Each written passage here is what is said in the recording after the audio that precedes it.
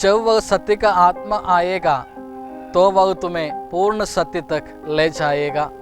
मसीह में मेरे प्यारे श्रोताओं, आज संपूर्ण कलीसिया पेंतकोस्त का पर्व धूमधाम से मनाती है।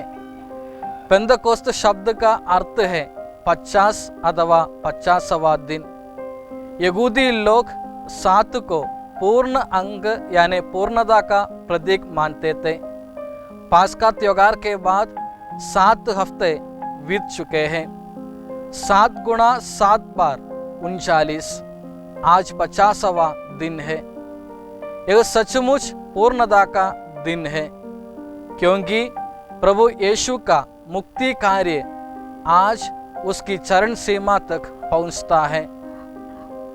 पेंतकोस्त त्योहार कलीसिया का जन्म दिवस माना जाता है, क्योंकि इसी दिन भयभीत और चकित प्रेरितों के ऊपर पवित्र आत्मा अग्नि के रूप में उतरता है और पवित्र आत्मा से परिपूर्ण एवं ज्योतिर्मय होकर वे सुसमाचार के साक्ष्य देने चल पड़ते हैं। उत्पत्ति ग्रंथ में सृष्टि की रचना के बारे में हम पढ़ते हैं। सृष्टि निर्माण के अंत में ईश्वर ने मनुष्य को मिट्टी से बनाया और उसके नदनों में जीवन का श्वास फूंका और मनुष्य एक जीवंत प्राणी बन गया।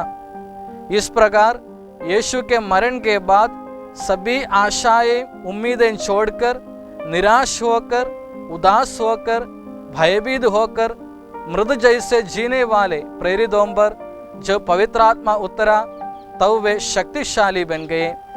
उसकी यादगिरी में हम मनाते हैं पेंतकोस्त का पर्व।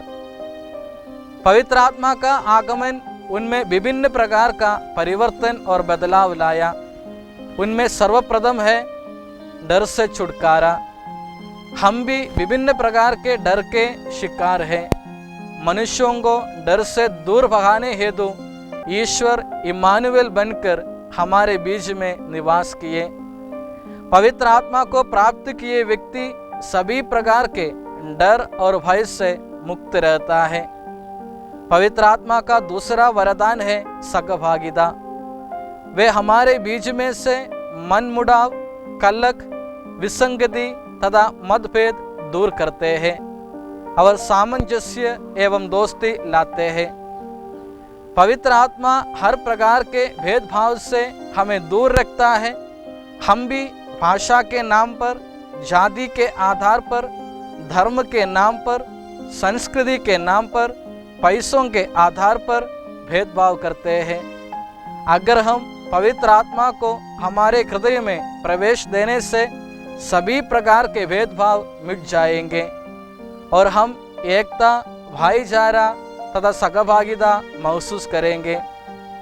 इसके अलावा पवित्र आत्मा हमारे कमजोर विश्वास को पक्का बनाते हैं। जब पवित्र आत्मा से प्रेरित होकर शिष्यों ने सुसमाचार की घोषणा की तो हजारों लोगों ने प्रभु में विश्वास किया। जब हम पवित्र आत्मा को ग्रहण करते हैं तो हमारा भी विश्वास सुदृढ़ बनेगा। हम सबों ने बपतिस्मा तथा दृढ़ीकरण संस्कारों द्वारा पवित्र आत्मा को ग्रहण किया। शायद उस पवित्र आत्मा की शक्ति को हम पहचान नहीं पा रहे हैं। तो आइए मेरे प्यारे श्रोताओं, हम पिता परमेश्वर से विनय करें कि वे हमें पवित्र आत्मा को पहचानने की कृपा प्रदान करें और साथ ही साथ आत्मा के वरदानों तथा फलों से हमें परिपूर्ण करें। करुणामय ईश्वर हम सबको आशीष दें। आमीन।